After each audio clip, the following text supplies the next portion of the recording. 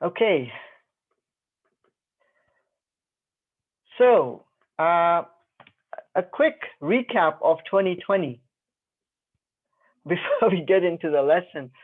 So we had Jan, Feb, and March of 2020, and this may actually be surprising to you, but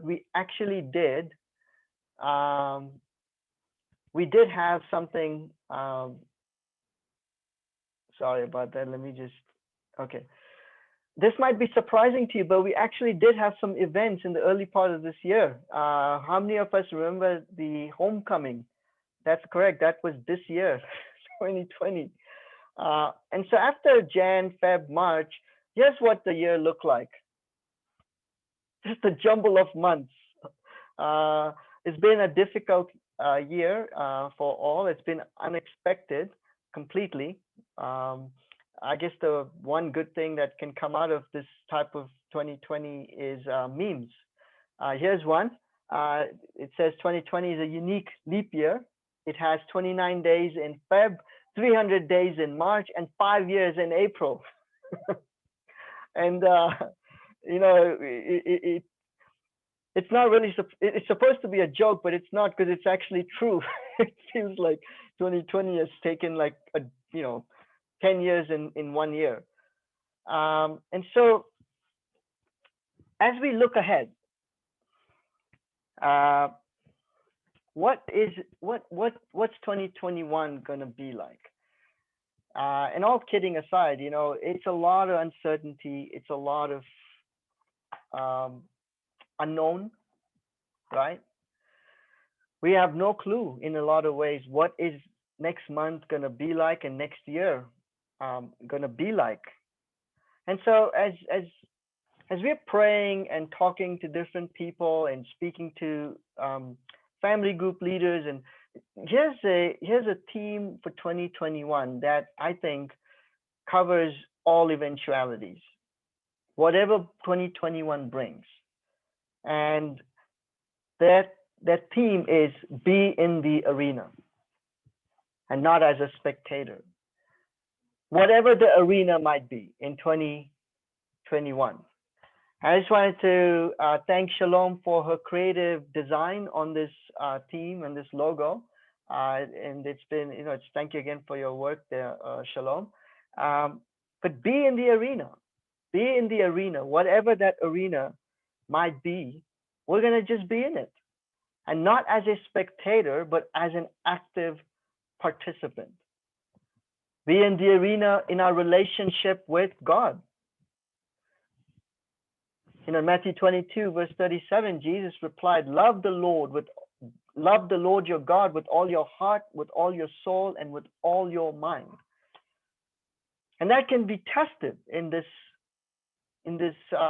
pandemic, in this unknown, in the anxiety, and all of that we are experiencing.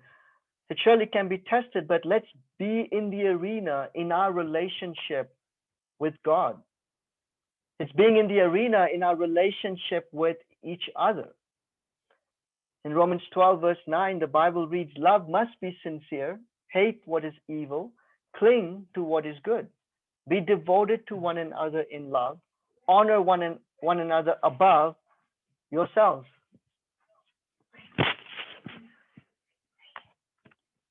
Being in the arena in our relationship with each other. Sorry, my boy is coming to give me a big hug. And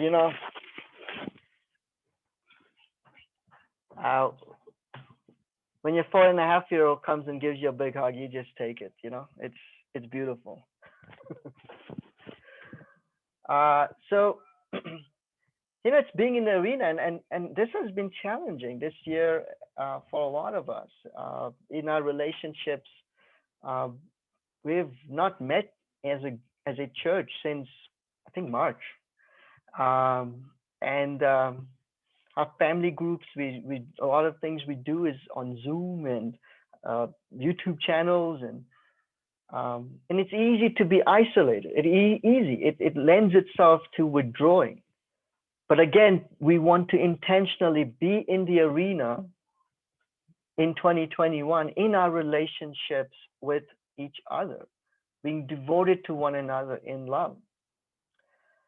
And then being in the arena of God's mission.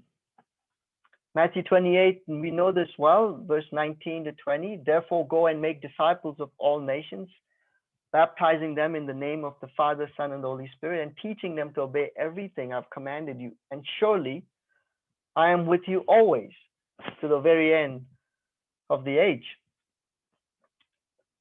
How to be in the arena, living out, practicing the Great Commission. And I'll be the first to admit it's challenging for me to share my faith wearing a mask. I'll be the first to tell you. Before this, I was pretty active sharing my faith. I speak to strangers. I speak to people at the store or wherever I go. I just share my faith, invite them to Bible study, invite them to church, something or the other, right? It's just, and I'll tell you, honestly, one of the ways I share my faith is I start with a smile, because I just think it's just nice to start with a friendly smile, and then you start a conversation and you kind of invite them to a Bible study or church. It's better than starting with a frown, right? I mean, that's just common sense. But with a mask, you don't get to see my smile. And so I'm not sure what to do. And so I'm still friendly, but it's challenging. I don't know what to invite people to, honestly speaking. Like, what do we invite them to? I'm not so sure. And so now in this, I must be honest, it's amazing to see God work through all of this. And I know we're going to be better next year. But even this year, in March, we were supposed to go on a mission trip to Mauritius. And we didn't because of lockdown and such. And so in May of this year, I'm like, we can't go to Mauritius. Why don't we do a virtual something? And so sure enough, called up Eric from Joburg and just asked around and who would be interested. Honestly, I didn't think people would be really interested because it's such a far-fetched idea. But people were. And we ended up having a team, and we still do. We have a team that's from South Africa, London, Australia. There's a sister who joins us from Taiwan and from America. And it's amazing. We have this international team, and we have Bible talks, virtual, like on Zoom, Mondays in the lunchtime, Thursdays in the Mauritius dinner time. And we also have some disciples from Pretoria join in a few of the Bible talks. It's been pretty cool. And then this Sunday, we had a sister get baptized in Mauritius. That's amazing, right? And so it's different. It's challenging sharing our faith in this environment, but God is still active. It's been amazing to see my neighbor come up to me. I've known him for about maybe 18 months, reaching out to him, inviting him to Bible studies and so on. He'd always say, yeah, we should do it. But never really, it never really happened. And then about maybe a month back, he comes to me. He literally knocks on my door. He says, hey, I think I would like to do some Bible studies. It's like, okay, that happened. And then Glenn and Caravo, I pulled them in. And so we meet on Tuesdays and, we study the Bible. And so again, it's happening, but I'm just saying it's not the way I'm used to. And I think that's probably true for a lot of us. It's just so different. But we want to be in the arena of God's mission, practicing, living out the Great Commission, being in the arena. Be in the arena not as a spectator, but as an active participant. Whatever that arena may be, and wherever that arena may be, we want to be active. Now, I just have to say this. A lot of you might be hearing this, and it's December. I'll be the first to tell you, I have December fatigue. Okay, I do. So I think a lot of us do, right? And it's also been that type of year where a lot of you have actually been in the arena. And you're probably seeing this and going, Raj, I've been in the arena. Some of you might be frontline workers, and you've been in the arena this whole year. And you're exhausted. Fatigue is starting to creep in. You might be on the verge of burnout, perhaps. Maybe you're in burnout, right? So this theme is also for you because we want to help you stay in the arena. We got to be together in helping one another stay in the arena because we don't know what the arena is going to look like next year. That's just fact. But we want to help each other stay in the arena. Look at a special contribution. Um, and it's amazing that in this time, so many of you have sacrificially given. That's being in the arena, right? But again, like I said, we want to stay in the arena. That's going to take courageous vulnerability and courageous faith. And so this theme is intended to help us stay in the arena with courageous vulnerability and courageous faith. We'll go fast. We'll go slow before we go fast, but we will go together. And let me say that again. We will go slow before we go fast, but we will go together. And some of you might be seeing this and this might be encouraging to you. It's like, wow, yes, I need help to stay in the arena. We're in this together. And so be in the arena also has this built-in, let's be courageously vulnerable and courageously faithful through the things that we're going through, the things you're going through. And then for some of us, honestly, we have to get in the arena. We haven't been in the arena, and maybe we haven't been in the arena for a while. And in this COVID-19 has just sort of become a convenient sort of, it's what it is, and it's we haven't met physically and so on, and this just the situations are what they are. But even before COVID-19, you actually haven't been in the arena. This theme is for you to get in the arena. Maybe you are in the arena, but you have been a spectator, and you know that. You're like, yeah, actually, I've been in the arena, but mostly just watching others live out discipleship. I myself have not. Well, this theme is for you also to get in the arena, not as a spectator, but as an active participant. So this theme is really intended for anyone and everyone, and it's intended to know and realize that the arena next year is going to be still an unknown, but God is known. And that we want to be in the arena, all of us. And the only way we're going to do it, honestly, is together. That's just fact. Whether you're in the arena and you want to continue staying in the arena, we need each other. And whether you are someone who wants to get in the arena, you realize, yeah, I've been out. Well, we need each other. Right? We're here for one another to help be in the arena, in our relationship with God, in our relationship with each other, in God's mission. And so I wanted to put forth this theme before us is to be in the arena for next year. I know a lot of us are not thinking about next year. You just want to get through the next few weeks.